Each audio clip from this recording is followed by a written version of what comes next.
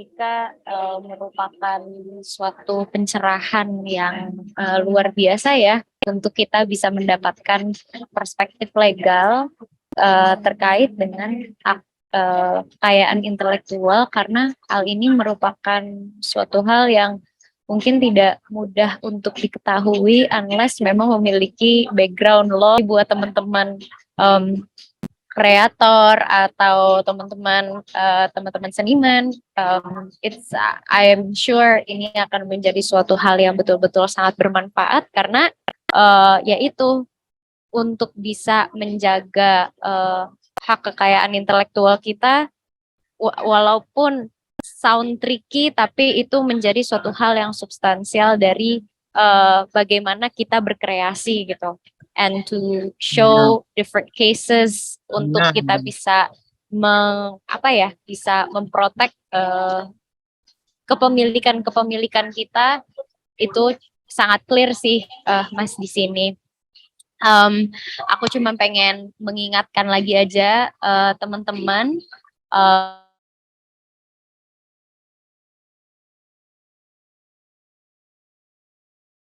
Mute Kak Salsa.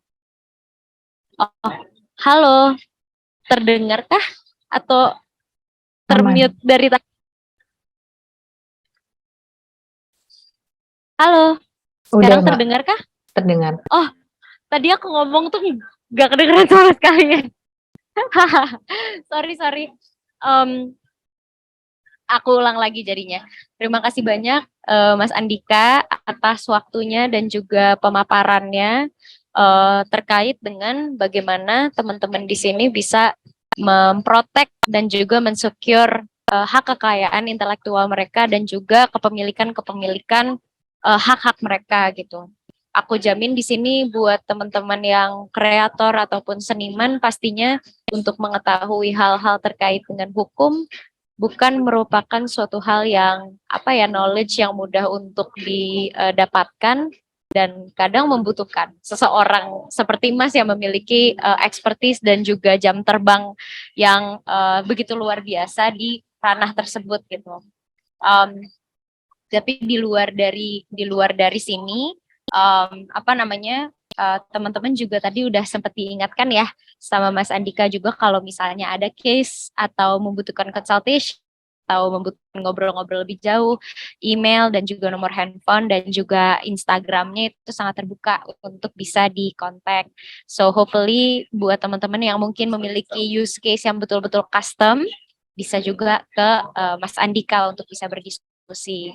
Tapi kita masih ada banyak waktu nih. Maaf banget tadi kepotong, kayaknya aku udah ngomong panjang tapi ternyata aku di mute. Sorry banget. Kita masih ada sekitar 45 menit untuk ngobrol-ngobrol lagi bersama Mas Dika, dan juga untuk bisa bertanya langsung, untuk bisa berdiskusi langsung. Sebelum kita mungkin ke beberapa teman-teman atau Mas Mbak yang sudah mengangkat tangan, aku mau masuk ke pertanyaan yang berada di chat box, karena udah ada beberapa yang bertanya sepanjang Mas Dika itu berpresentasi. Aku melempar satu pertanyaan ya, Mas Dika, dari One Bull Validator. Cool name, One Bull Validator. Please advise, apakah betul saat kita minting di platform marketplace tertentu, smart contract-nya dimiliki oleh seniman atau platform tersebut? Dikarenakan beberapa platform marketplace yang tanda kutip gugur, karya seniman pun jadi hilang. Berbeda mungkin apabila menggunakan NFT launcher yang seniman membuat smart contract karyanya sendiri di server desentral seperti Mutant.one dan provider lainnya. Mungkin pertanyaannya ini lebih terkait kayak smart contract-nya ini apakah memang mengempower si senimannya, dan kalau misalnya marketplace-nya gugur, apakah artwork-nya juga bakal hilang gitu loh. Hasil dari situ akan jadi seperti apa? Mungkin ada advice Mas Dika di situ? Iya, terima kasih One Bull Validator dan Mbak Salsa. Ini menarik sih ya pertanyaannya, yang memang ini udah teknis nih, berarti udah main di era Web3 dan blockchain lainnya. Jadi marketplace itu memang berawal dari smart contract. Tapi One Bull Validator juga nggak usah khawatir, karena di smart contract itu kan udah jelas si senimannya itu mengeluarkan karya-karya apa aja gitu. Itu yang pertama, dilihat dulu. Kita breakdown satu-satu. Jadi pertama karyanya apa, terus kedua hubungan keperdataan atau yang diperjanjikan hak dan kewajiban kalian itu apa di dalam smart contract gitu loh. Walaupun itu marketplace luar negeri, kita nggak usah peduli gitu. Tapi yang kita pedulikan adalah smart contract itu. Nah, terus once dia gugur gitu ya atau take down, kalian kan masih punya data-data itu. Kalian kan masih ada smart contract-nya. Kalian kan masih ada yang kode uniknya di NFT kalian. Walaupun si platformnya itu nggak ada. Tetapi kan kita bisa akan breakdown. Kalau itu udah masuk ke ranah dia memang mau penipuan ya, maksudnya masuk ke scam langsung cabut gitu, langsung kayak udah ngambil ini laku udah hilang aja gitu. Itu bisa kita ke ranah mahkamah internasional kalau di luar negeri. Tapi kalau kita di sini, lagi-lagi teman-teman bukan ke pengadilan pengadilan negeri ya, tapi ke pengadilan niaga. Nah, di niaga itulah kita bisa melakukan suatu klaim bahwa kita buktikan tuh yang tadi. Walaupun saat per tanggal, oke lah misalnya hari ini, per jam 7 tadi dia hilang, itu kita bisa breakdown. Tentunya nanti ada dibantu dengan penyidik. Penyidiknya untuk membreakdown secara cybercrime. Ini platform ini siapa yang menggunakan? Nah, tapi kadang itu dari si anonimusnya ini yang mau kejahatan itu si B. Nah, si B-nya ini yang nggak ketangkep. Nah, itu yang kadang suka lama, suka masih akhirnya ya mesti secara penyelidikan jadinya ya harus jadi detektif gitu, kayak detektif Conan gitu ya. Nah, tapi secara keperdataan Mas selaku seniman tetap punya aset itu, nggak usah khawatir. Nah, makanya ketika aku bilang tadi, ketika udah di smart contract, itu yang memang udah bener-bener deh dalam jangka waktunya juga, walaupun itu udah tercatat dan nggak bakal ada yang bisa ngerubah, tetapi kan jangka waktu itu cuma once, ini berlaku 5 tahun, ya udah nanti bikin lagi smart kontrak baru, itu lebih indah gitu. Karena ketika langsung smart kontrak selalu lama-lamanya gitu ya, itu ya ketika ada kayak gini kita nggak bisa menjamin atau nggak ada lembaga yang bisa seperti layaknya mengakomodir kayak oke, kita maintenance, kita pengawasan gitu, itu nggak ada. Tapi digital ya, kita masih kesulitan. Itu semoga menjawab One Bull Validator. Thank you buat pertanyaannya, keren. Sip, thank you so much Mas Dika, semoga terjawab buat Mas atau Mbak One Bull Validator. Selanjutnya itu ada pertanyaan dari Ari Aditya saya. Saya Ari Aditya saya mau tanya, bagaimana dasar hukum jika membuat karya seni menggunakan AI? Atau kata gambar ulang dari hasil AI baik sebagian atau seluruhnya. Bagaimana jika kita menggunakan komponen gambar atau foto dari website yang menyediakan gambar atau foto gratis? Misalnya ambil foto atau gambar bingkai saja bunga bangunan DLL gitu. Bisa dikasih insight kah, Mas Dika? Thank you. Oke, makasih Mbak Salsa. Ini juga keren nih. Jadi maksudnya ini memang teknis, tapi harus di-share karena kalau nggak dari para pelaku kita juga kesulitan gitu teman-teman yang apalagi yang baru masuk gitu. Ini makasih banyak Mas Ari ya.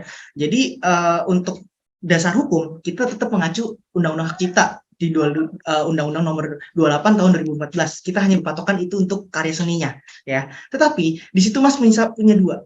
Pertama apa? Source code pertama. Karena ada AI. Artificial intelligence ini kan akan dituangkan, dia punya kode unik juga tuh di dalamnya. Dan kedua, gambar lagi. Ada gambar yang memang itu bisa menjadi penciptanya sebagai seniman itu Mas. Nah, tetapi hati-hati kalau ketika kita mau nyomot nih gambar misalnya ada di Google gitu. Walaupun Google loh, hati-hati juga karena udah digital. Tahu-tahu kan di situ suka kita lihat ya, ada lisensi yang kayak ada gambar CC gitu ya. C bulat, di situ ada gambar orang-orang. Nah itu dia hanya membagi, makanya ini harus ada 2 sesi sih sebenarnya. Jadi cuman nggak apa-apa, ini menarik. Jadi kayak komersial lisensi itu akan banyak lagi loh. Jadi turunannya ketika ini copyright hanya sebatas free-nya semana gitu. Hanya untuk ilmu pengetahuan pendidikan kah, komersil kah. Jadi kalau teman-teman sekalian suka ada dari Creative Commons, itu coba dilihat deh gambar-gambarnya, itu udah mengakomodir banget karena kebetulan juga itu mentor saya juga Pak Arya Juliano, ya dia yang menggagas itu tuh. Jadi creative community license itu jelas di situ. Gambar-gambar yang dari website itu boleh nggak kita elaborate lagi, customize lagi gitu, boleh nggak? Nah itu yang kita lihat dari sisi C-nya tadi. C-nya sebatas apa? C 1 orang itu berarti harus izin.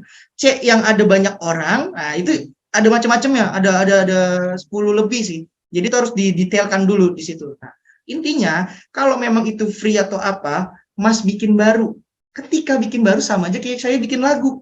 Saya bikin lagu, tahu-tahu saya bikin aransemennya, karya aransemen hak terkaitnya saya, penciptanya tetap misalnya Dewa gitu ya, ya Dewa. Nah kayak Mas gambar yang diambil dari free picture gitu, dari entah berantah.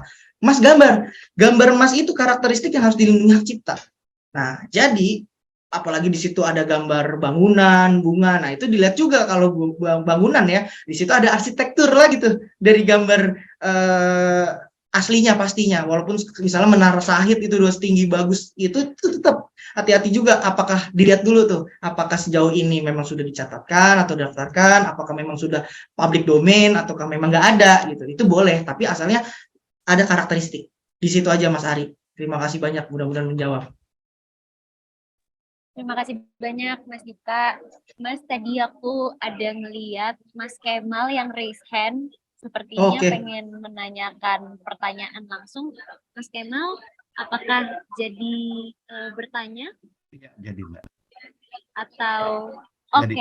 Hai Mas Kemal, silakan Mas Kemal untuk menyampaikan pertanyaan dan diskusinya. Oke, selamat malam Mas Dika. Saya mau nanya nih terkait klasifikasi ya. Jadi kalau kita daftarkan haki itu kan ada klasifikasi. Kalau materi NFT ini masuk klasifikasi mana ya? Kalau gambar kan jelas ya klasifikasinya, tapi kalau coding ini apakah codingnya didaftarkan gitu ya? Walaupun kita bicaranya ya kalau smart contract ya udahlah ya gitu ya, itu kan Web3 gitu. Tapi kalau Web2-nya tadi bahasanya klasifikasinya apa ya gitu ya? Mungkin itu dulu Mbak Mas Dika. Jadi saya agak bingung aja sih terkait klasifikasi pendaftar. Oh ya sorry, satu lagi mungkin. Kan kalau series itu bisa sampai 100, 1000 dan segala macam. Apakah variasi itu juga didaftarkan satu-satu di dalam klasifikasi itu? Itu yang mungkin berarti kan taruhlah satu itu 1 juta, satu kelas 2 juta lah. Kan berarti kan udah keluar modal dulu tuh ya untuk mendaftarin semua gitu. Ya, secara jenis ciptaannya, kalau saya mulai, apakah udah tepat nggak ya? Ini akan menjawab pertanyaan banyak teman-teman sih yang memang baru dan khususnya sudah mau ke ranah preventif tapi masih ragu-ragu gitu. Ini bisa dijawab. Jadi gini, pertama kali kan untuk klasifikasi kita berarti ngomongnya ada dua nih. Jadi pertama bisa di sisi hak cipta itu sendiri sebagai kayak shortcode. Shortcode itu bisa dituangkan dalam karya tulis. Mas, terserah. Mas mau tuangkan secara proteksinya karya tulis itu lebih fundamental lagi. Jadi layaknya kayak jurnal, tapi isi jurnal itu kan terserah orang yang membaca dan mempunyai ide macam-macam kan ketika dituangkan. Itu yang pertama. Kedua, mau program komputer, monggo didaftarkan program komputernya, karena itu sudah dijadikan aplikasi ataupun source code yang tadi berawal dari AI misalnya, atau dari ranah lain gitu ya, misalnya dalam hal ini misalnya kode-kode untuk penghitungan secara digital dalam fintech gitu, nah, itu juga bisa gitu. Jadi nggak usah khawatir untuk jenis ciptaan, tetapi khawatir ketika kita masuk ke ranahnya merek. Karena merek itu dilindungi, ini balik lagi, tadi nggak detail, memang general aja. Merek itu dilindungi berdasarkan yurisdiksi tempat itu berlaku ya, itu Mas Kemal. Yang kedua, dia hanya berlaku sebatas kelas dan jasanya yang di mana ketika kita daftar. Itu berbedanya. Makanya saya selalu bilang, teman-teman kalau emang bisnis, masuk hak cipta dulu. Itu fundamental, nanti ketika mau perkembangan bisnis kemana-mana, dari situ mulainya. Kayak Disney, dia udah aware banget. Mickey-nya awal, dia punya aset Mickey doang. Tahu-tahu ada jadi merchandise baju, tahu-tahu jadi film, tahu-tahu jadi permainan yang ada di Disneyland saat ini di mana-mana. Itu kan IP rights-nya kuat gitu loh. Nah, dalam hal ini itu harus dibedakan juga gitu Mas, peruntukannya. Kalau memang AI tadi ketika mau dituangkan ke ranah merek itu harus jelas, ada barang dan jasa.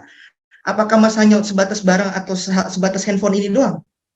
Ataupun sebatas jasanya yang melakukan distribute, penjualan, dan sebagainya itu di kelas jasa. Jadi kalau jasa kelas itu di sekitar 35 ya, untuk si ranahnya blockchain gitu kan. Tapi kalau misalnya yang di kelasnya barang, itu ada banyak macamnya gitu. Tapi itu ranahnya merek, Mas. Tapi kalau untuk ini hak cipta hanya jenis uraian aja. Nanti biasanya juga akan disubges sih. Nah, cuman bedanya kalau sendiri dengan ini bukan promosi sih, tapi lebih kepada memberikan pemahaman. Karena kita akan lebih tahu tepatnya ini, Pak. Tepatnya yang ini. Jangan yang ini, nanti ada kompetitor ke sini. Nah, itulah bedanya. Daftar monggo gitu. Kita juga banyak banget teman-teman yang udah nyangkut nih di Kumham, ditolak, dikeberatan sama pihak ketiga. Ya kita yang beresin gitu, kebanyakan gitu. Nah, daripada 2 kali kerja, 2 kali ongkos, 2 kali pengorbanan waktu, ya mendingan serahkan aja gitu kalau memang berkenan, karena ini kan aset gitu yang memang on the right track gitu, Mas Kemal. Mudah-mudahan menjawab. Ya, mungkin kalau pencipta kan berbeda dengan tadi hak ekonomi ya. Jadi hak cipta berbeda dengan hak ekonomi. Kalau kayak kita bikin kan tadi ya kolektor, pencipta tuh kolektor, kemudian kolektor tuh kolektor. Berarti hak ekonominya kan sudah tidak ada di kreator kan. Berarti kan kreator Oke. hanya di awal saja kan begitu. Oke. Nah, ini yang juga harus di-aware-kan juga, Mas Kemal. Jadi kalau di awal creator memang di smart contract ya, kita ngomong smart contract. Oke, saat ini nanti mau dibikin edisi banyak. Nah, ini kan nanti dibeli creator to creator, itu kan di secondary gitu misalnya. Ini biarin aja. Mas, yang penting dalam hal ini segala sesuatu kepemilikan ownership ikat di smart contract. Dan ikat secara royalti dan bla bla bla. Dan gambar yang itu nanti banyak turunan dan edisinya itu daftarkan satu sertifikat. Udah. Karena kan itu hanya berubahnya gambar, mungkin gini, gambar app gitu ya, board app gitu. Di atasnya ada gambar topi, besok gambar belangkon, kan hanya itu aja. Tapi gambarnya mutlak itu sama gitu loh, Mas. Jadi yang memang secara fundamental yang si gambar app-nya itu gitu. Oke, sorry satu lagi boleh ya tanya. Maksudnya gini, Monggo. kalau si produk tersebut, misalnya board app kan NFT ya, berarti kalau board app dalam bentuk kaos itu kelasnya beda ya? Nah, ini menarik. Itu masuknya ke desain industri, Mas. Jangan Iya. sampai ketika hak ciptanya ini belum ada, udah DI gitu, udah desain industri. Jangan. Itu bisa diambil, dicomot Ya, gitu. ya artinya semua itu harus didaftarkan kan, kalau mau aman kan begitu, kasarnya kan begitu. Kalau itu memang selevel Disney udah protek semua dia. Cuman kalau aku memang yang masih baru, masih merintis lah ya. Saya juga pernah merintis soalnya. Jadi ya sesuai kebutuhan dulu gitu. Jadi pertama bisa apa nih fundamentalnya? Saya akan mengarahkan hak cipta. Karena apa? Di situ muara awal. Hak cipta udah ada, ketika udah ada uang lebih, ada uang tabungan, tambahan, baru tuh mulai masuk merek. Jadi makin sustain dan ini aset. Ketika ada suatu saat mau dikolektin sama government, company yang prestisnya, Mas udah kuat, Mas secara legalitas, secara kepastian hukum bisa menaikkan nilai. Kayak kita tuh, kita kompeten, kita lebih profesional, bla bla bla, secara dibuktikan ada kok gini-gininya, gitu Mas Kemal. Oke, thank you Mas Dika, thank you Mbak Salsa. Sama-sama. Thank you. Thank you so much Mas Kemal atas pertanyaan dan juga bentuk diskusinya terkait dengan mendaftarkan license ya. Ada juga pertanyaan selanjutnya lagi nih, Mas Dika dari Rio DR Galaxy. Mau tanya dong Kak Dika, ketika kreator ingin dilindungi dari segi kreasinya seperti yang Kak Dika tadi sudah sampaikan, bagaimana step by step caranya yang mungkin Kak Dika bisa beritahu? Gimana Mbak? Sorry, tadi yang step by step ya, cara melindungi si creator. Yes. Jadi ketika kreator ingin dilindungi dari segi kreasinya, seperti yang Kak Dika tadi sudah sampaikan, bagaimana step by step caranya yang mungkin Kak Dika bisa beritahu? Ya, oke. Baik, ini dari Rio ya, dari DR Galaxy. Terima kasih pertanyaan ini juga menarik sih, karena dari karakteristik yang ditanya gitu, step by stepnya seperti apa. Jadi gini Mas Rio, di sini kita harus lihat dulu, misalnya saya melukis gitu ya. Nah, ataupun menggambar. Nah, di gambar itu walaupun kita sama-sama gambar gunung gitu ya, dan sama-sama gambar gunung. Gambar gunung saya dengan Mas Rio itu akan berbeda. Pasti dengan tangan saya segitiga atau di dalam Corel atau di Adobe atau dimanapun lah, itu akan berbeda. Ada ciri khas yang bisa ditemukan, itu yang membuat karya kita berbeda dan mempunyai karakteristik dan hak cipta yang berbeda juga nantinya. Nah, step by stepnya di save aja kalau memang kita udah mulai ke digital, ataupun digambar ya kita simpen aja tuh yang coretan-coretan di kertas. Misalnya nih, arsiran aku pertama segitiganya gini nih, arsiran kedua gini nih gitu. Yang ketiga misalnya udah masuk ke ranah kemasan gitu, ke packaging packaging.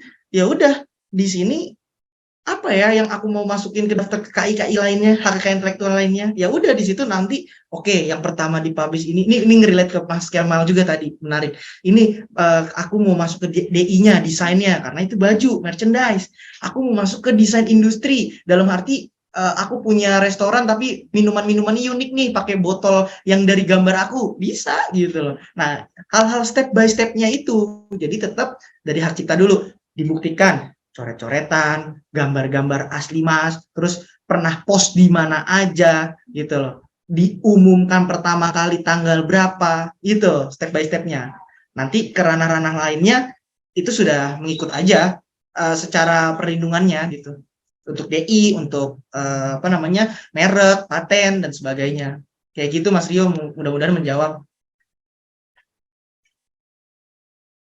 Thank you so much Mas Dika. Ada pertanyaan yang agak sedikit teknis nih dan sepertinya menimbulkan diskusi juga karena Mas Rio sempat mau contribute to the answer. Thank you ya Mas Rio for the discussion in the chat. Ada pertanyaan dari Jajang Hendrianto. Dia mengatakan, saya Jajang, kebetulan saya pendidik yang nyambi jadi kreator NFT one of one di beberapa marketplace sejak awal pandemik.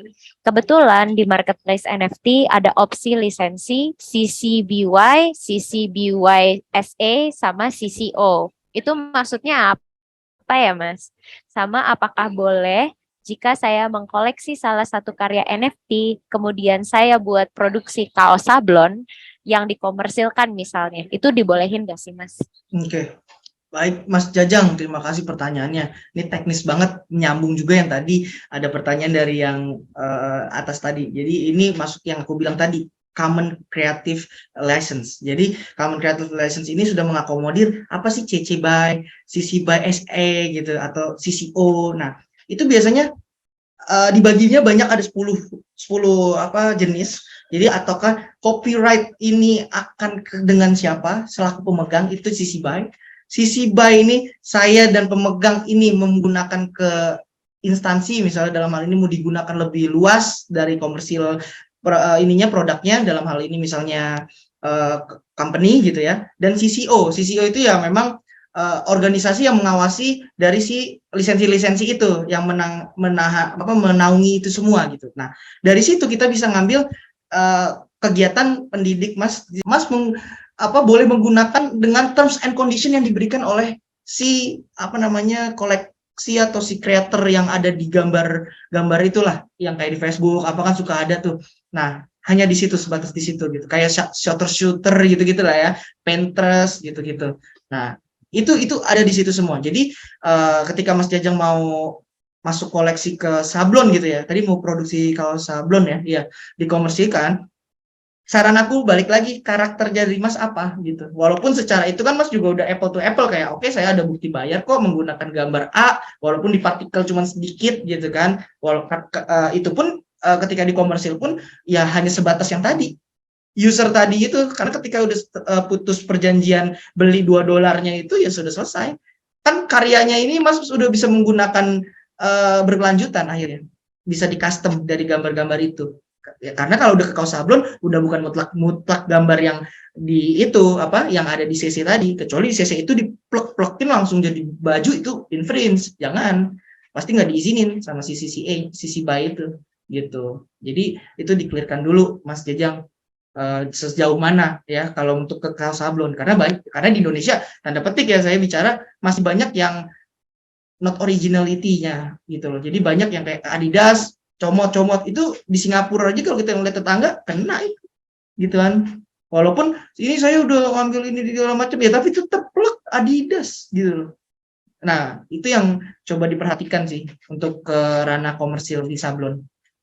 Mudah-mudahan menjawab Mas Jajang. Thank you so much Mas Dika atas atas jawaban dari pertanyaan yang cukup teknis tadi ya. Ada satu pertanyaan, aku emang naruh ini di terakhir sih. Mungkin ini pertanyaan yang sebenarnya malah bisa dijawabnya oleh Mas Raya. The reason kenapa aku tetap menanyakan ini karena it relates to apakah jadinya menginvolve berbagai macam artis itu jadi berdampak kepada copyright-nya dan pengurusannya seperti apa. Mungkin Mas Raya bisa dipin untuk bisa membantu menjawab ini ya. Maaf banget ya Mas Dika ya, aku agak tapi kalau Aman. misalnya Mas Dika juga pengen kasih pendapat untuk membantu teman-teman dan kasih perspektif legal yang mungkin ingin melakukan hal yang sama, mungkin bisa kasih insight-nya juga ya Mas ya. Pertanyaannya itu adalah pertanyaan buat Mas Raya dan Mas Andika. Seperti apakah detail dari smart contract Kogi NFT kepada para customizer Kogi? Karena dari collection-nya Kogi itu tidak hanya cuma sekedar karakter dan juga variation-nya, tetapi memang ada collection yang di mana kita menginvolve banyak sekali artis untuk membuat derivatif dan rendition-nya mereka atas Kogi. Kalau dilihat hasil customer Kogi itu menarik-menarik dan bahkan ada yang tercipta sebuah karakter baru. Nah, karakter baru ini apakah boleh mereka minting menjadi karya mereka sendiri atau gimana? Mungkin Mas Raya mau bantu menjawab, dan kalau misalnya dari Mas Dika nanti follow up-nya mau kasih perhatian atau advice apabila teman-teman ada yang mau melakukan hal yang sama untuk membantu menghasilkan perjanjian atau menghasilkan negosiasi yang tepat bersama dengan artis, silakan juga ya Mas Dika ya. Mas Raya ada di sini kah? Oke. Oke. Terima kasih banyak Thank you, Mas. silakan Mas.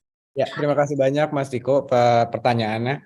Jadi seperti yang tadi saya sampaikan, pada saat kita mau membuat koleksi Kogi NFT, memang kita membuka sebuah derivatif campaign di mana kita mengundang seniman-seniman untuk menggambar Kogi sesuai dengan ciri khas mereka masing-masing, karena kan pasti punya signature style-nya sendiri-sendiri.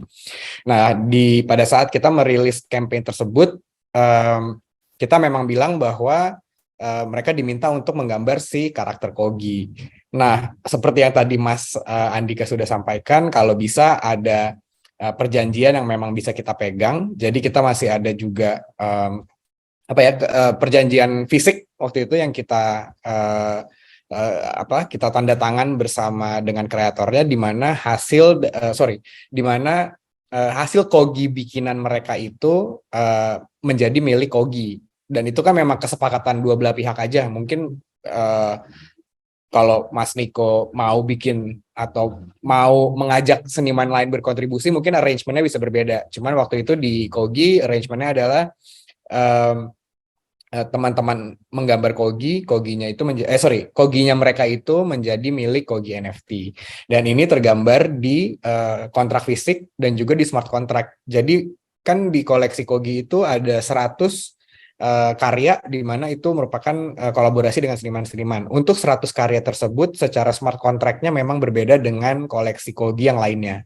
Di mana di smart contract dengan seniman itu proporsinya tentunya akan lebih besar buat seniman. Bahkan di di smart contract untuk secondary sales-nya pun itu berbeda gitu. Jadi memang tergantung, untuk menjawab Mas Niko, tergantung kesepakatan di awal dengan para senimannya seperti apa. Kebetulan untuk Kogi NFT itu menjadi hak milik punya Kogi, karena mereka secara sadar menggambar untuk Kogi, dan secara perjanjian mereka juga sudah setuju bahwa hak karya ini akan menjadi milik Kogi NFT. Dan di smart contract pun kita translasikan apapun yang tadi ada di kontrak fisik ke dalam sebuah smart contract gitu. Mungkin Mas Dika kalau mau tambah. Semoga menjawab Mas Diko. Iya, benar sih. Aku mau nambahin aja dari Mas Ditra ya. Jadi kayak notabene-nya sih memang benar. Jadi itu udah dilaksanakan ya bagus gitu. Jadi ada smart contract, dituangkan juga dari sisi konvensionalnya dalam perjanjian tertulis. Karena pengadilan kan bukti utama yang maju yaitu perjanjian dari tertulis yang ada dipegang masing-masing para pihak gitu. Nah, balik lagi tadi, memang kalau memang berdasarkan konsensus kesepakatan, nah di situ harus dilihat juga. Jadi kalau berdasarkan perjanjian 1320, ini cakep apa enggak si para pelaku ini gitu. Misalnya cakep dalam arti hukum tuh ya umur lah, kita lihat. Anak kecil apakah cakep? Pasti kan tetap ada wakilnya orang tua di situ kan. Nah, terus habis itu ada kesepakatannya oke, saya bikinin gambar bla bla bla sejumlah karya gitu. Nah, itu kalau dia memang setuju dan tidak masalah dengan pembagian yang sudah dituangkan sama Mas Ditra gitu misalnya, ya monggo aja silakan. Dan menurut saya ketika itu terlaksana, itu malah marwahnya perjanjian itu akan indah nantinya. Karena apa? Win-win solution dong. Satu sisi si pelaku dinaikkan secara value-nya gitu loh. Satu sisi ya dia juga butuh dong untuk memutar perekonomian atau bahan mentah di post sama si company-nya Mas Ditra untuk launch gitu. Itu kan juga saling menaikkan lah. Jadi win-win solution itu harus memang duduk bareng. Jadi mungkin ke depannya teman-teman kalau memang dilihat nih gelagat-gelagat gak baik gitu secara kok saya dapetnya begini ya, kok parah banget ya. Nah, kita juga harus bisa lihat, oh ini cuma mengambil secara ini nih, nah itu, atau bad faith-nya seperti apa. Nah, kalau memang win-win solution atau apa, berarti selevel Disney nantinya gitu kan ya kenapa enggak gitu, kita diangkat kok secara value, secara popularity, secara marketing atau apa, jadi win-win solution menurut saya. Nah, cuman kalau nanti di kemudian kan kita tahun ke depan seperti apa, tapi ketika itu sudah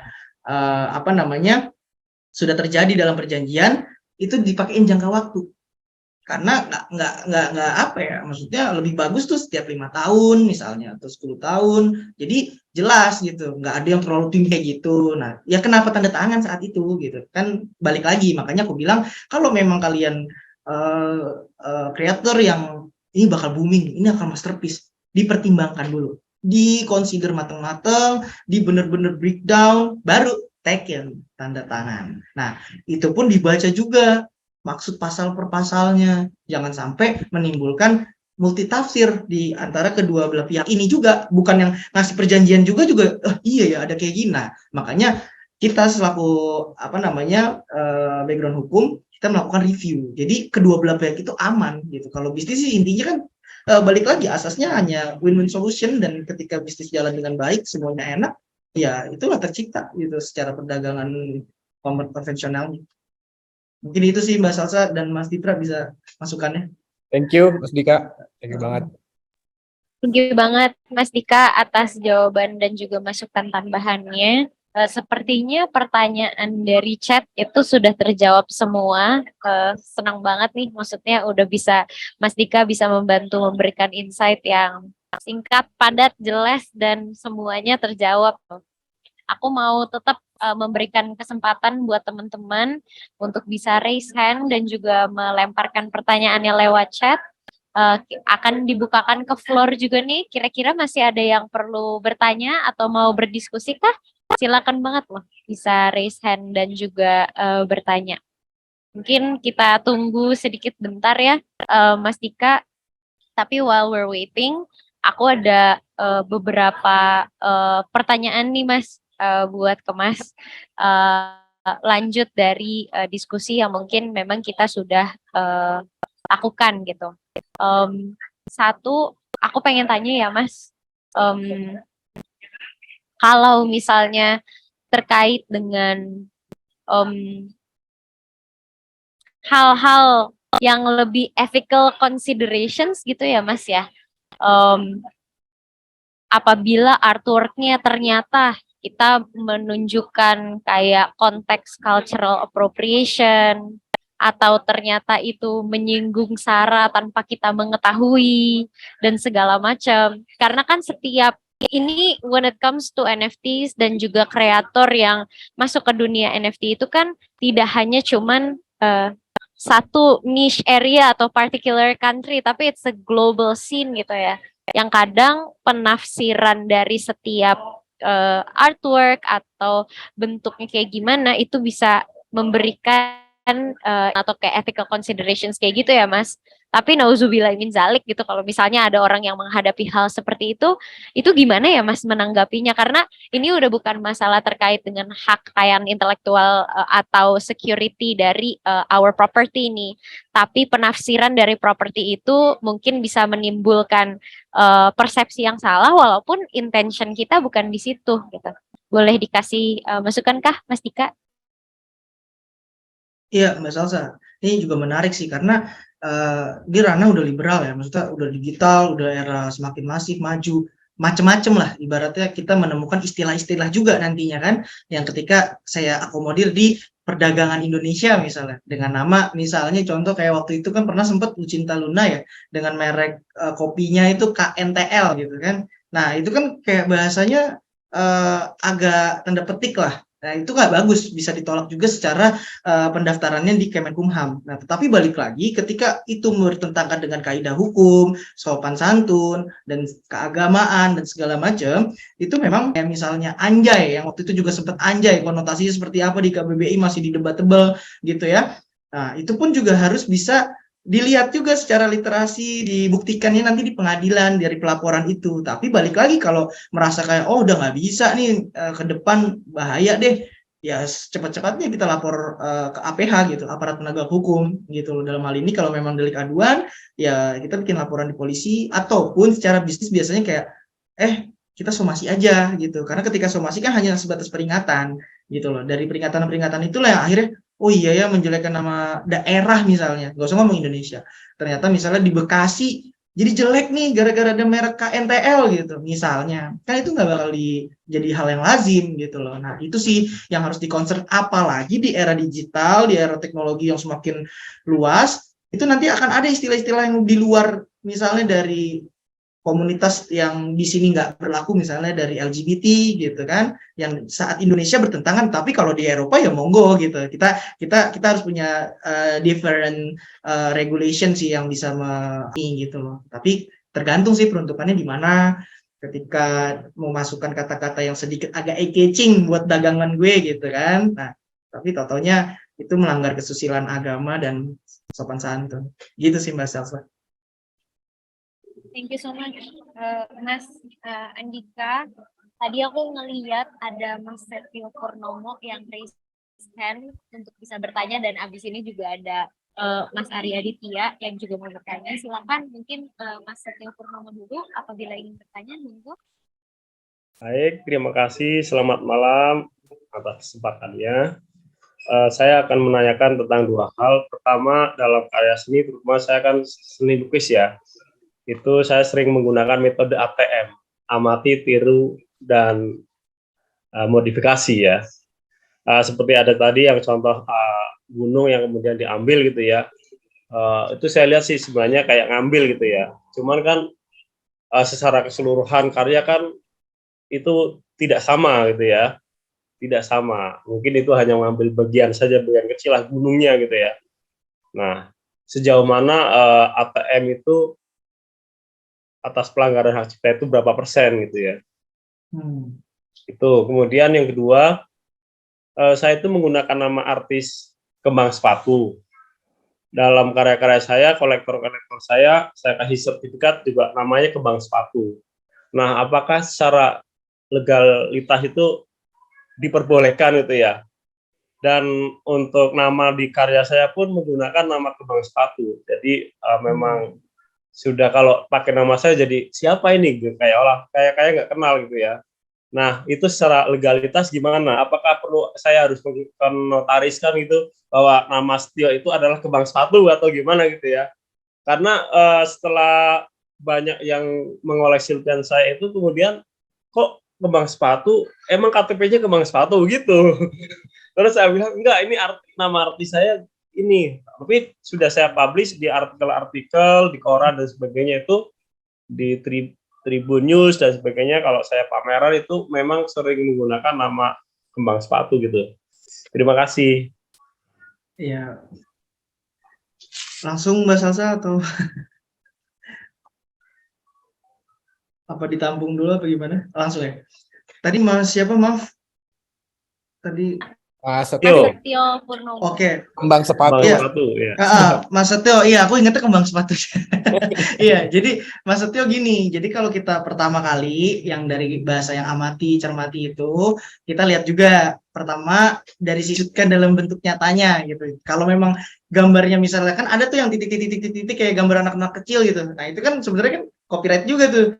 Kalau misalnya diikutin, tapi sejauh mana? Sejauh pengikut dari si pencipta yang titik-titik itu. Nah, itu yang bisa membedakan nantinya ketika Mas mempunyai karakteristiknya di mana? Di wujudan dalam bentuk nyata akhirnya gitu. Itu yang bisa membedakan. Jadi ketika itu terakhir Mas gunungnya ada pesawat gitu ya, itu yang membedakan. Model pesawatnya juga misalnya ada yang sama pesawatnya tapi beda, agak ada lancip beda di depannya. Nah itu akan menjadi karakteristik dari si gunung kembang sepatu gitu misalnya nanti gitu loh. Itu yang pertama ya kan. Tapi kalau yang secara teknis tadi yang kedua, walaupun Mas Distet itu sebenarnya kan nama saya Setio, tapi kembang sepatu familiar nih. Nah kita mengacu ke pasal 5 Undang-Undang 28 tahun 2014 14 tentang hak cipta tadi, di mana Mas Setio ini sebenarnya kalau sudah mempublish, dalam arti misalnya tadi udah ada cerita di artikel ya, artikel koran misalnya atau di TV, Mas berhak atas nama kembang sepatu. Kenapa saya bilang kembang sepatu itu dia hanya mengakomodir melekat yang sebagai mestinya, kayak ketika Mas bikin tulisan itu kan karya sejatinya Mas gitu. Nah di pasal 5 itu hak moral itu terserah Mas mau mempertahankan nama Mas secara Setio, atau Mas mau mempertahankan secara distorsi, mutilasi potongan-potongan nama Setio digabung sama kembang sepatu, itu juga boleh, atau mengganti samaran gitu dari yang Setio jadi kembang sepatu itu pun kalau dibuktikan dengan ada tadi ya detail-detail yang udah pernah Mas ada di berita apalagi gitu loh, itu udah kuat Mas. Nah maksudnya udah bisa ditanda petik lah kita bilang eksklusif untuk si kembang sepatu. Tinggal nanti kalau ketika bisnis itu balik lagi Mas, agak berbeda memang secara sistem perlindungannya dari hak cipta. Hak cipta itu bebas seluas-luasnya si moral kembang sepatu. Tetapi saya nih misalnya, kembang sepatu keren nih kalau saya bikin di Bogor gitu ya, notabene di Indonesia. Saya daftarin merek ya Mas. Merek 35 dan seterusnya itu klaim saya. Kasusnya kayak bengkel susu dan Ruben Onsu itu yang geprek bensu kayak gitu. Jadi tetap pertama kalinya ya berdasarkan yurisdiksi dan kelas tertentu. Nah, tetapi Mas bisa, jangan salah, gue bisa nih atau saya bisa nih untuk menggugat secara hak cipta gitu. Kayak yang dilakukan sama Goto saat waktu di merger, bahwa hak ciptanya dikuatin tuh, makanya sampai nilai berapa puluh M dan akhirnya dia mediasi gitu Mas Setio. Jadi tetap kembang sepatu aman kok. Mudah-mudahan menjawab Mas Setio. Siap. Oke, terima kasih. Tapi untuk penulisan di sertifikat lukisan nggak masalah ya? Kalau di sertifikat nanti di uraiannya Mas Setio, diperbanyak kalau bisa. Gitu. Di deskripsi bahasanya. Jadi deskripsi itu nanti kayak blockchain. Jadi tercatat historinya tuh. Jadi misalnya saya program komputer gitu ya, jenis ciptaan. Judulnya misalnya Andika App atau Herzani App. Nah, tapi di deskripsinya ini Herzani App adalah bla bla bla, itu yang dilindungi juga Mas. Banyakin bacot lah gitu kasarnya. Jadi biar nggak ada orang yang ngambil celah gue nih, nggak ada yang ngambil kesempatan nih buat saya gitu. Mas kembang sepatu, kayaknya kembang sepatu akan eye-catching sih ke depannya, harus terus-terus aja Mas. Ada Mas Ari Aditya yang raise hand. Mas Ari Aditya, apakah juga ingin lanjut bertanya kah? Apakah masih di sini Mas Ari Aditya?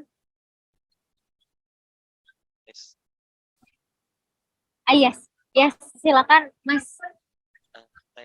Monggo.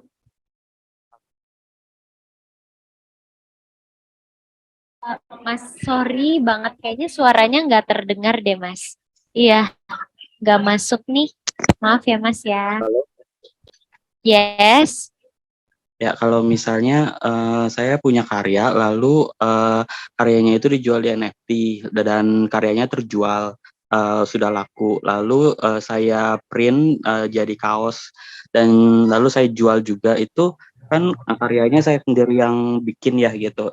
Itu hak ciptanya atau hukum gitu.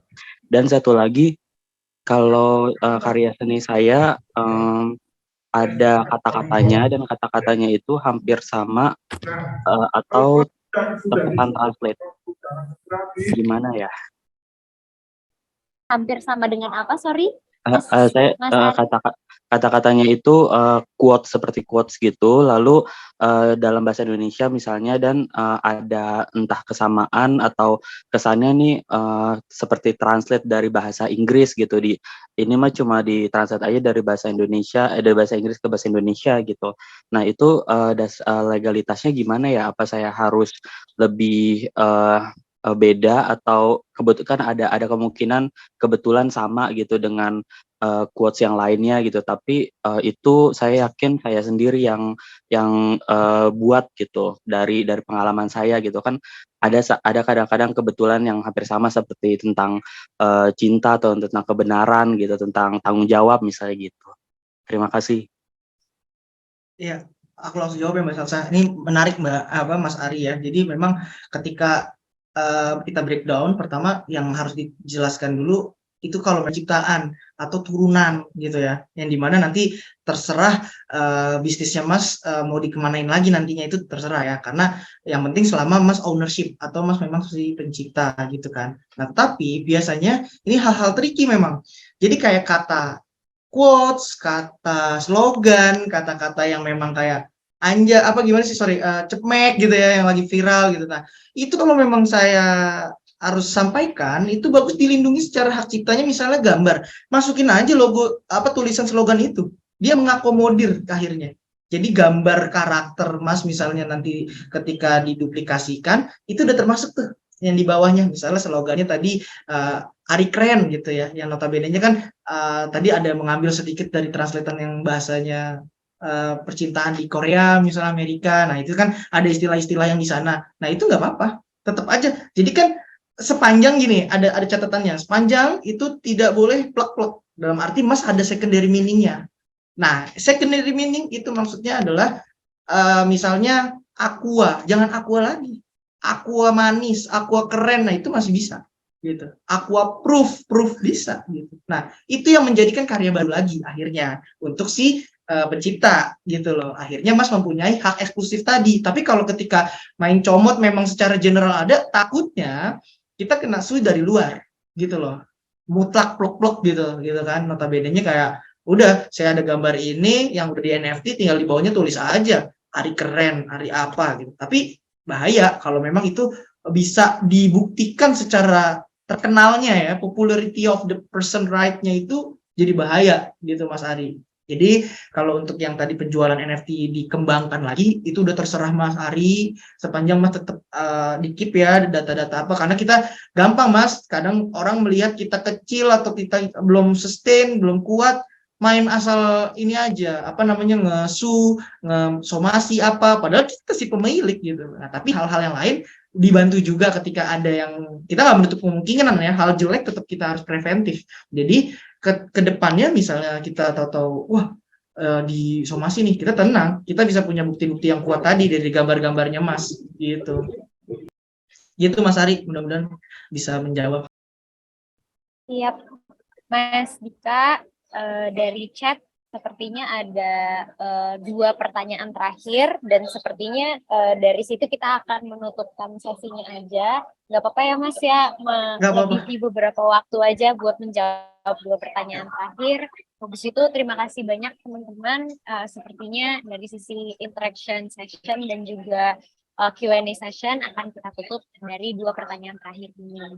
Aku bacain ya, Mas Andika ya. Ada pertanyaan dari Mas Ilham Hoiri, seorang kreator seni digital pernah posting satu karyanya di medsos. Suatu ketika, karya itu ternyata dimasukkan ke OpenSea sebagai NFT dan terjual dengan harga sangat mahal. Pengirim itu menggunakan nama akun yang mirip dengan kreator asli. Sang kreator gigit jari alias gak dapat apa-apa. Nah, apa yang sebaiknya dilakukan kreator itu? Bisakah dia merebut kembali karyanya, juga ambil keuntungan dari penjualan sebelumnya? Terima kasih, Mas Andika. Jadi mungkin case-nya ini adalah hasil creation yang asli tiba-tiba diambil terus di fake mint lah, yang oleh seseorang yang mengaku-ngaku sebagai kreatornya dan menghasilkan uang yang ya penghasilan itu nggak masuk ke kreator ya, karena it's a fake mint gitu. Gimana tuh Mas Dika? Thank you Mas. Iya, Thank you Mbak Salsa. Ini menarik banget pertanyaannya. Ini memang banyak banget kita yang berkorban menuangkan tenaga, pikiran, karakter bla bla bla. Tahu-tahu orang mencomot untuk komersil gitu ya dengan kemasan yang saya ingin tegaskan dalam hal ini pertanyaan kan, bisakah kita merebut kembali karyanya? Sangat amat bisa. Sepanjang bisa dibuktikan itu juga kepemilikannya dari Mas Ilham ya, gitu. Pertama. Nah, kenapa saya bilang kayak gitu? Ini namanya copy minting. Jadi banyak banget karya-karya saya tahu-tahu di copy minting sama orang lain gitu. Yang notabene-nya saya juga belum ada ke arah ke NFT misalnya ya. Baru kayak cuma sebatas nih saya launch di IG, Facebook, teman-temannya juga emak-emak gitu kan. Nah, tapi nggak masalah gitu. Mama ini bisa mensupport secara netizen jadinya nantinya menguatkan kita Mas, nggak apa-apa. Walaupun di marketplace itu bisa menjadi bukti kuat dia telah menginfluence ke kita gitu. Walaupun itu luar negeri marketplace itu bisa kuat. Nah, cuman kita lihat dulu jurisdiksinya. Kalau misalnya di Indonesia, kita langsung akomodir Indonesia. Kalau enggak di Mahkamah Internasional melalui PBB-nya WIPO. Nah, karena WIPO ini akan ke distribute semua segala macamnya. Dibuktikannya yang tadi, apakah betul apa segala macam, dia literasi digital langsung jelas itu orang ada. WIPO tuh AI-nya ada. Tetap langsung, oh iya nih, menunjukkan Mas Ilham yang punya. Oke nih, medsosnya di ini. Nah, tetapi di awal medsos Mas post, itu di screenshot.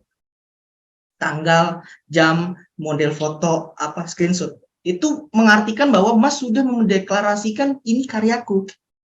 Tahu-tahu situ aja yang nggak ada inisiatif itikat baik ke kita, tahu-tahu jebret gitu. Dan lebih banyak duitnya, kita gigit jari kan yang tadi kayak Mas bilang. Nah, tetapi biar lebih kuat lagi Mas, saya sarankan tetap dari postingan tadi catatkan sebuah gambar aja. Atau daftarkan ya, bukan catatkan, lebih ke daftarkan hak ciptanya untuk pencatatan aja. Jadi ini yang ada di medsos itu sertifikat Mas pegang, ya kan? Tapi ketika dia di marketplace atau apa, itu udah jelas, dia salah juga sebenarnya kalau saya selaku lawyernya, dia sama aja melakukan apa ya? Karena digital itu tercatat semua, dia samain nelanjangin dirinya dia sendiri, kita akan tahu nge-breakdown-nya kemana, walaupun di dalamnya anonymous. Nggak usah takut. Kita akan tahu dari mana itu anonymous karena akan satu device, ada dua device, ya silakan. Biarkan nanti aparat penegak hukum polisian dan FBI dan kalau internasional bironya silakan yang bekerja dan bisa melihat, oh ternyata si A, dan itu akan lebih parah lagi. Nah, makanya kita selaku ada orang masih inilah ya, Indonesia culture lah, kita harus tetap sowan aja dengan apa? Somasi. Bahasanya, Mas, itu kan karya aku. Kok situ dapat duit sih di misalnya OpenSea, kita nggak dapat apa nih? Nah, kalau dari dia nggak ada jawaban, nggak ada apa-apa, nggak ada, wah ya udah, emang minta gas dia ke jalur hijau gitu Mas. Kita orangnya santai-santai tapi nusuk, karena inget itu aset Mas, jangan salah gitu. Kurang lebih gitu Mas. Pokoknya bisa kok, masih bisa support. Jangan ke distract juga karena di luar kemana nih? Ada WIPO di kita juga kita member di sana, nggak usah takut gitu. Akan diakomodir kok. Mudah-mudahan menjawab ya Mas Ilham ya. Mudah-mudahan besok-besok diinin aja screenshot-screenshotin dulu yang banyak. Terima kasih banyak Mas Andika atas jawabannya dan juga saran-saran untuk bisa nyentil lah yang rese-rese itu gitu. Selanjutnya pertanyaan terakhir ada dari Mas Putra Adnyana, maaf kalau if I butchered your name. Pertanyaannya itu adalah kalau terjadi sengketa hukum dalam smart contract, bagaimana penyelesaiannya? Terima kasih. Oke, ini bisa nyambung sama Mas Ilham tadi nih. Jadi kalau Mas Putra Adiana ada sengketa nih di smart contract, kita lihat aja dulu headquarter dia di mana gitu. Itu kita nanti bisa track down gitu, walaupun nggak pernah dimunculkan di mana, kan tetap ada IP, ada server, dan itu yang bisa dibuktikan, jurisdiksinya dia ada di Vietnam, let's say gitu ya, itu nggak apa-apa. Nah, tetapi untuk penyelesaian sengketa, kalau objeknya itu memang Indonesia, misalnya Mas taruh marketplace dia lah di smart contract, misalnya Indonesia, Singapura, Vietnam, tahu-tahu satu titik model OpenSea gitu ya, tahu-tahu kok saya nggak dapat kebagian, kok nggak nyatanya nggak masuk ke wallet atau apa gitu lah ya, walaupun secara Web3 jebret-jebret aja tuh ketika ada pembayaran masuk ke wallet bla bla kan gitu ya. Cuman ini hal lain juga, ini menarik karena yang nggak terjadi bisa kita antisipasi kan jadinya. Nah, itu bisa Mas secara objek melaporkan aja dulu ke kepolisian bahwa ada pelaporan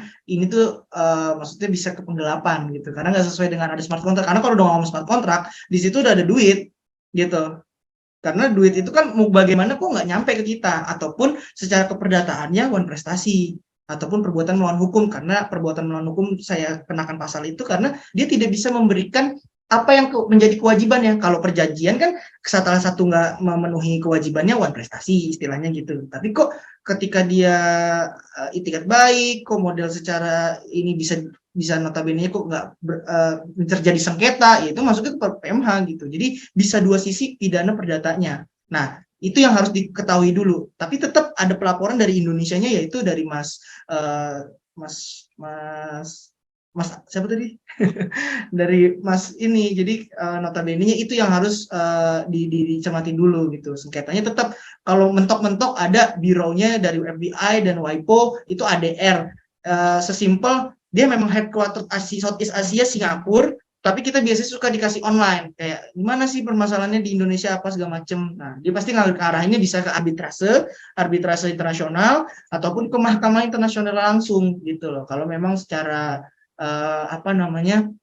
secara diketahui bagi dia lah ya, ini fatal, ini kayaknya bisa merusak citra negara antar WIPO, ya itu akan disupport sih gitu. Nah, cuman kan dalam hal ini kebanyakan kita ketika udah ini ya udah diem atau enggak show up gitu kan. Kebanyakan ya di Indonesia aja gitu. Karena ya agak itu sih, karena ketika kita udah lawan sama orang luar kayak aduh males deh, ribet deh, atau ke siapa deh, ntar malah mahal doang nih gitu loh. Nah, sambil kita lihat juga kinerja dari PBB ini bener gak ngakomodir kita selaku member gitu, Mas.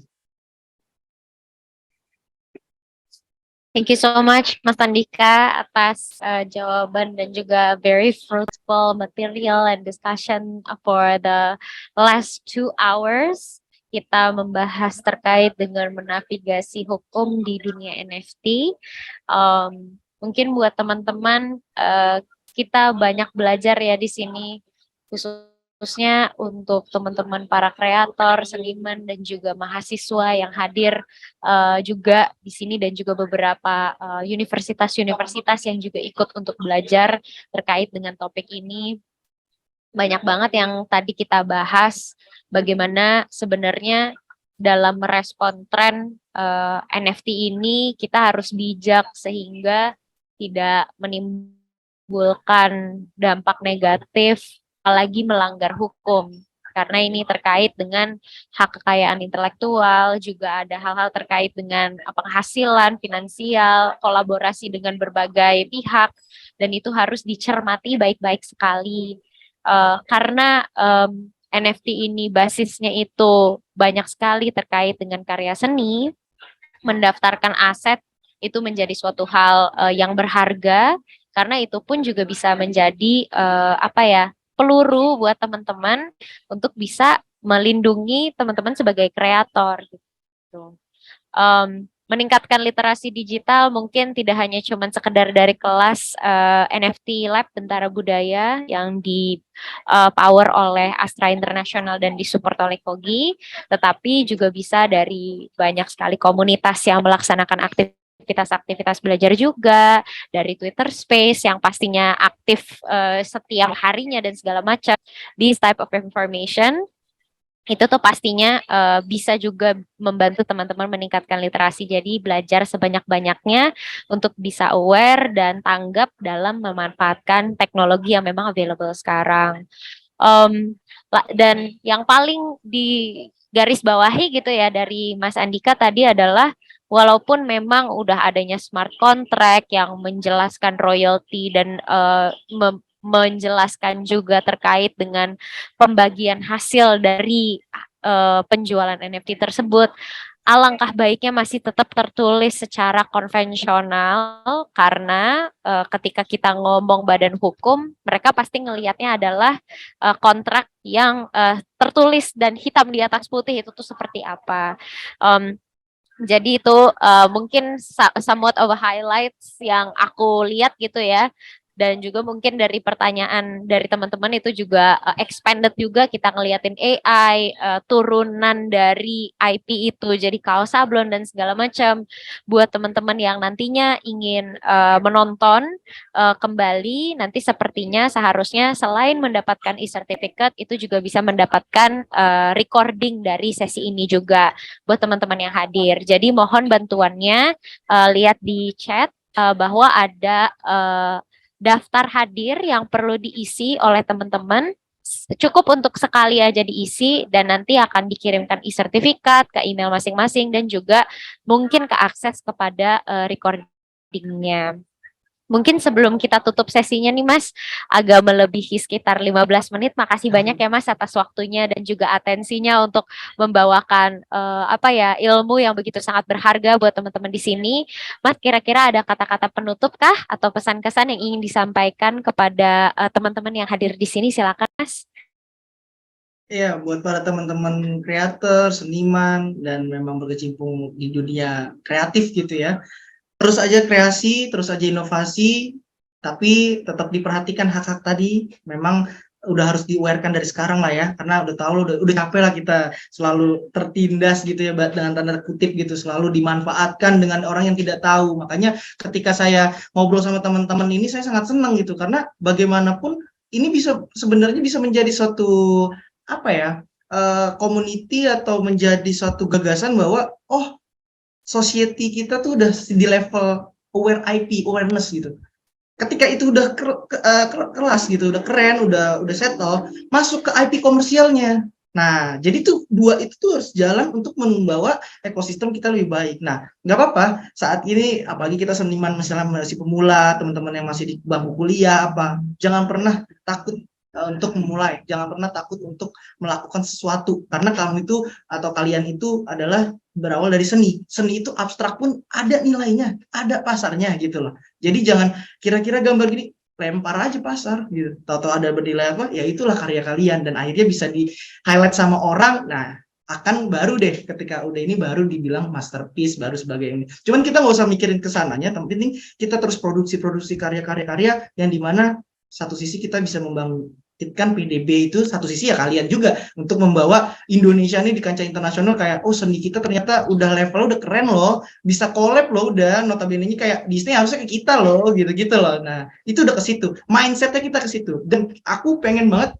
seneng nih ada NFT Bentara Budaya yang mewadahi teman-teman atau menjembatani orang-orang seniman gitu ya, stakeholder lah khususnya, itu saling sharing. Itu sulit loh, maksudnya ketika udah saling sharing tuh di era sekarang tuh selalu ini sebelah gue kompetitor, jangan kompetitor kita luar gitu aja. Itu pesan aku sih. Jadi nextnya ke depan kita harus bersatu, karena ketika kita semakin bersatu semakin kuat, jadilah apa yang kita inginkan sesuai dengan Ibu Pertiwi yang diinginkan. Ya kurang lebih dari saya itu sih Mas, Mbak. Terima kasih sekali lagi untuk NFT Bentara Budaya, Kogi, Kompas, dan Astra ya, dan Mas Diptra, Mas Salsa, dan Mbak Juwita yang udah membantuin acara sampai hari ini kita bisa silaturahmi gitu. Mudah-mudahan kedepannya tetap maju. Kalau ada apa-apa jangan ragu untuk nelpon, jangan takut karena Mas Dika lawyer akan ada berputar itu duit kalau ada konsultasi. No, aku selalu lihat, selalu ingat kebutuhannya apa. Nggak mungkin aku nggak tega tahu-tahu main nih duit baru ngomong aduh robot, saya bukan AI lagi, saya punya hati gitu. Jadi ayo semangat, aku aja semangat nih secara yang lindungin, kalian harusnya lebih semangat lagi untuk mengeksplor karyanya gitu loh. Pokoknya do the best and see you on the top. Assalamualaikum warahmatullahi wabarakatuh. Terima kasih banyak. Terima kasih banyak. Waalaikumsalam warahmatullahi wabarakatuh. Terima kasih banyak Mas Andika atas semangat yang diberikan kepada teman-teman. Teman-teman, terima kasih banyak sudah meluangkan waktunya selama 2 jam untuk kita mendiskusikan bagaimana kita bisa menavigasi dunia NFT dari perspektif hukum. Jangan khawatir juga bahwa sesi NFT Lab Bentara Budaya yang dipower oleh Astra International dan disupport oleh Kogi akan tetap berjalan di minggu-minggu ke depan. Silakan di-follow Instagram Bentara Budaya _ untuk bisa mengetahui informasi sesi selanjutnya, di mana kita akan melihat bagaimana teknologi itu di-apply di berbagai industri atau di berbagai use case dan segala macam untuk bisa memberikan inspirasi ke teman-teman apabila memang sudah mau terjun ke dunia NFT dan juga berkreasi di Web3. Look forward to more sessions bersama NFT Lab Bentara Budaya dari Astra International dan juga disupport oleh Kogi. Terima kasih banyak atas malam ini, Mas Andika. Sekali lagi terima kasih banyak atas atensi dan juga waktunya. Pamit undur diri teman-teman. Semoga malam ini menjadi sebuah malam yang betul mencerahkan. Have a good rest and see you in the next sessions. Have a good night. Goodbye.